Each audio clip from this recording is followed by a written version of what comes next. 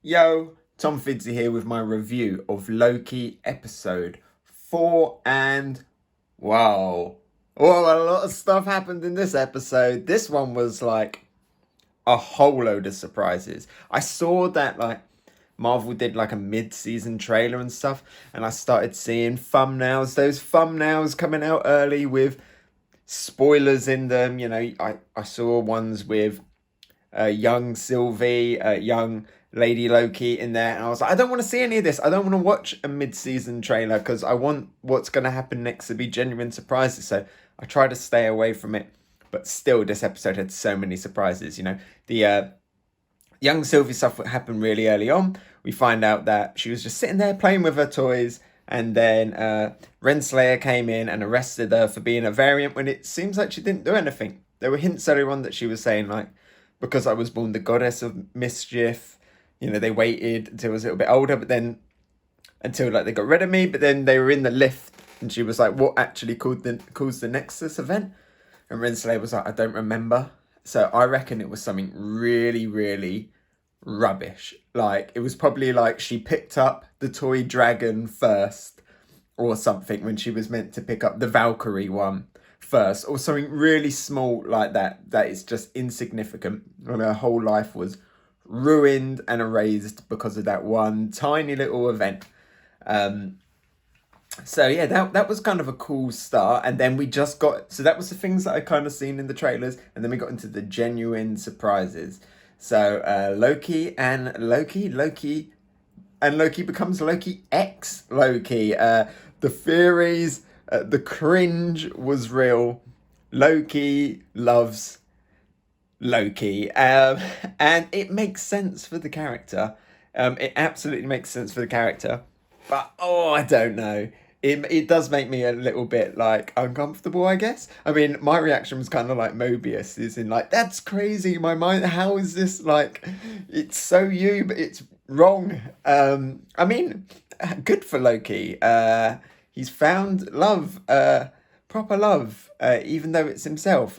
But I guess a different enough version of himself to make it okay. I'm not some genetics expert, but so I don't know how different enough they are to, or like how similar they are. I guess they're maybe further enough removed that, yeah, it's still. I mean, it's still in the family, isn't it? So, yeah, yeah, Loki. I mean, whatever, whatever. Maybe that's what they do in Frost Giant culture. Who am I to judge? Speaking of, like, why does Loki never like do any of his Frost Giant stuff? Is that been explained? Did I miss it? Why can't he like freeze stuff? And what is kind of annoying me is he's a Frost Giant. He lives among Asgardians and everything. He's a demigod, a super powerful being. The Frost Giants go up against the Asgardians, and he struggles fighting like normal humans. Like, even though they're humans that are like, even we don't know if they've been enhanced or anything, because it was stated that they're like hundreds of years old. So clearly they're humans that have been modified. But still, Loki's like struggling fighting humans. He should be easily out strengthen them and everything. I guess you could be like, oh, his powers have been taken away when he goes to the TVA and stuff. But even out of the TVA, he's still struggling. If he can survive being slammed by the Hulk with barely a scratch, he should have been looking at that planet falling and been like, I probably could survive that, to be honest. I mean, Thor was floating around in the space just fine. So yeah, I guess that makes kind of like no jeopardy in the situation. It's just a small thing, but it is kind of, and I've heard other people comment on it as well. It is a little bit weird, but I guess you could be like, well, Loki, he's not really an Asgardian. He is a frost giant, so maybe he is a little bit weaker in that sense. Maybe just expecting so much and forgetting that Loki, sorry, isn't like Thor in that regard. But regardless, let's actually talk about some of the twists in this episode. Mobius is back. Hooray! Finally, Mobius is back. And we get like a nice friendship forming between the two. Mobius starts to figure out kind of who he is. He starts to figure out that there is something wrong. And I love how He's playing Loki as well, and his torture. Lady Sif returns, and Loki gets kicked in the balls for all eternity. For all we know, he could have been stuck in there all eternity, getting constantly kicked in the balls. I think Loki needs an ice pack. He should use his frost giant powers. That's why he needs his frost giant powers back, to heal his balls. But what a horrible torture, Mobius. But yeah, Mobius is back and we get that Mobius Loki banter and it's great. And then at the end, Mobius is gone. They kill off, he better not be killed off. I'm pretty sure he's not killed off because of the Loki twist that we get at the end. By the way, if you haven't seen it, there was an end credit scene. So just pause it. If you haven't, go back. It's at the end. There's a mid credit scene. There's a mid credit scene this episode, and it is an absolute great one. Probably one of the best mid credit scenes the TV shows have had so far. But in that, okay, spoilers. In that, we find out that Loki lives being pruned. And he wakes up in what we've seen in the first trailers, the weird New York that's all ruined with the Avengers Tower. He wakes up there. And there's some other Lokis there as well, which we'll talk about in a little bit. So fingers crossed that Mobius is going to be okay. I mean, the multiverse is confirmed. So every time a character gets killed off now, you know that a character isn't actually going to get killed off forever, because there's other versions of them. There's other versions of Mobius out there in the timeline, original Mobius. But I hope we get this Mobius back, the Loki's best friend Mobius. Because I want to, even in season 2, I want them to still be going around space and time together. The Doctor and the Doctor's companion kind of situation. So yeah, a little bit worried about Mobius, but really good stuff with Mobius in this episode. He's sussing it out, and you can tell that he's probably maybe been having these doubts for a long time. I think the second Loki was like, "You're a variant," he's thinking in his head jet skis. That's why I like jet skis. And it's great. It's great stuff. What else happened in this episode? Oh, because there's literally so much. We go and actually do see the timekeepers themselves.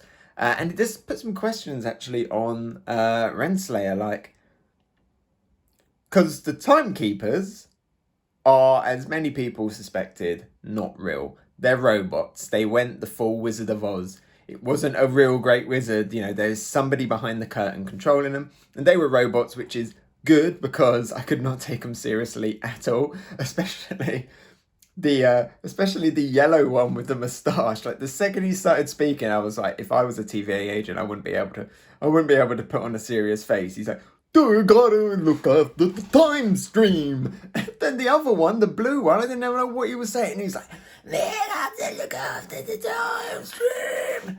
What? Can I have some subtitles with you, please? But yeah, they were robots.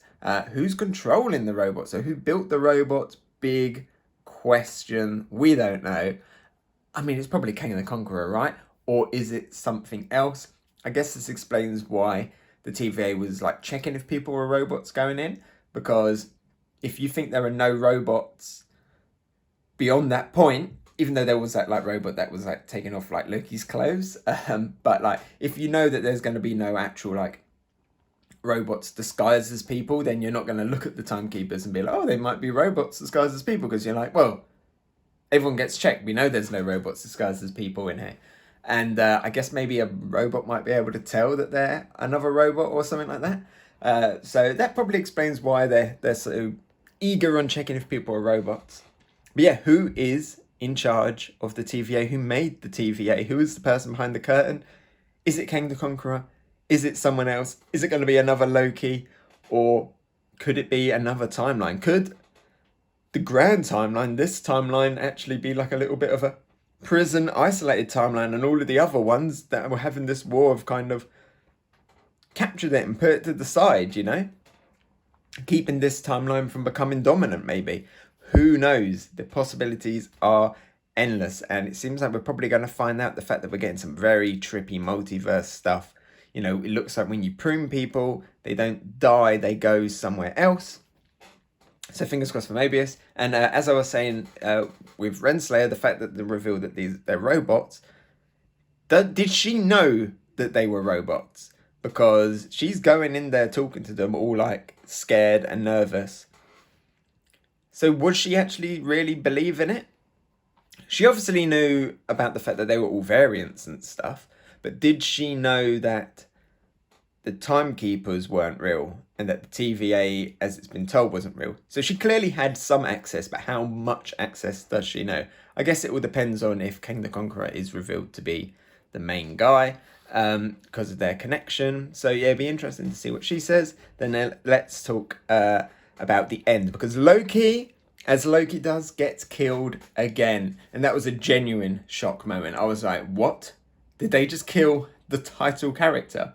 The next episode is going to have to be named Sylvie, because they just killed off Loki. It was a genuine like, what? Like an audible gasp moment. But then we get the mid-credit scene and we find out that Loki's alive. Even though he got pruned, he has woken up somewhere else. How did he get out of that situation? Don't know yet.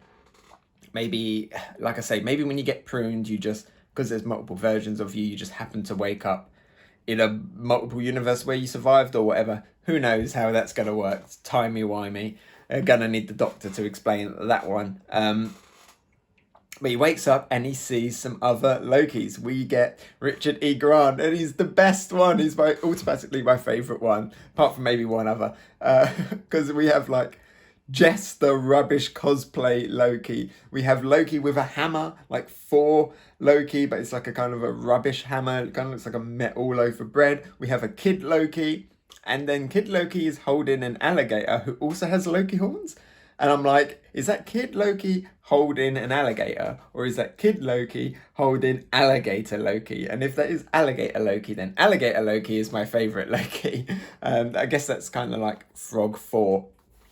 But Alligator Loki. I'm going to have to look up and see if Alligator Loki is a comic book one. Was he around with Frog 4? That would be a really cool cut. But yeah. Loki is now building up Team Loki from the looks of it. I can't wait to see more of Richard E. Grant, just a crappy cosplay Loki, and the craziness that is going to happen. Big fingers crossed for Mobius. I want Mobius to return.